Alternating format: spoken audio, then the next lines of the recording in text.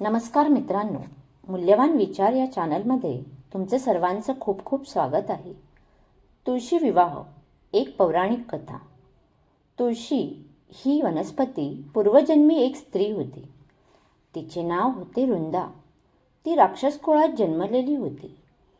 तरीही ती लहानपणापासूनच भगवान श्री विष्णूची भक्त होती.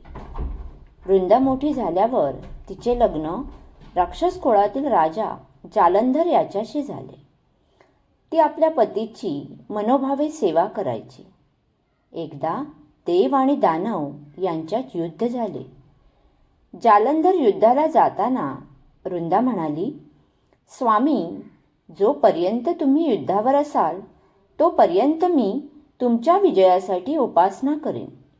तुम्ही परत येईपर्यंत मी हा संकल्प सोडणार नाही. राजा जालंधर युद्धावर गेले व वृंदाने व्रताचा संकल्प केला. उपासना सुरू झाली. व्रताच्या प्रभावामुळे देवतांना जालंधरवर विजय मिळवता आला नाही.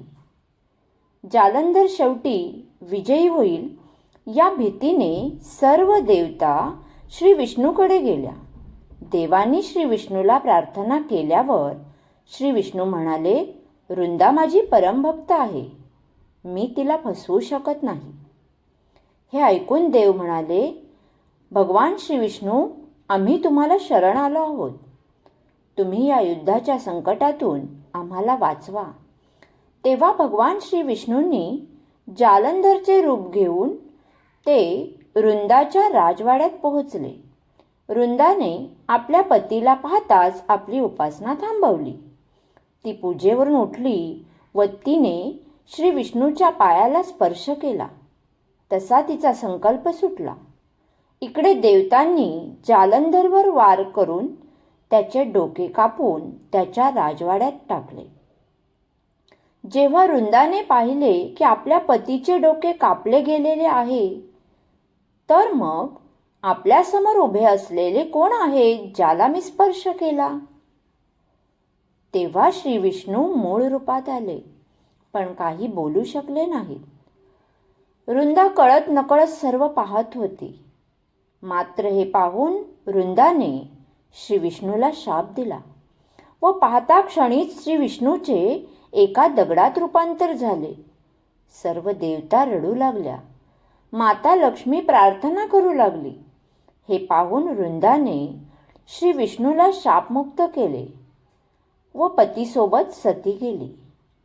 त्या ठिकाणी त्या राखेतून काही दिवसांनी एक वनस्पती बाहेर आली. भगवान श्री विष्णूंनी तिचे नाव तुळशी हे ठेवले. तुळशीशिवाय माझी केली जाणारी पूजा मी स्वीकारणार नाही, असे भगवान विष्णूंनी सांगितले. तेव्हापासून सर्वजण तुळशीची पूजा करू लागले व कार्तिक महिन्यात तुळशीचे शालिग्राम म्हणजेच श्री विष्णूच्या पाषाणरूपी सस्वरूपाशी लग्न लावायची प्रथा आहे. मित्रांनो, तुम्हाला ही कथा आवडली असेल तर या व्हिडिओला लाईक करा, कमेंट करा आणि हो, चॅनल सबस्क्राईब करायला विसरू नका. धन्यवाद.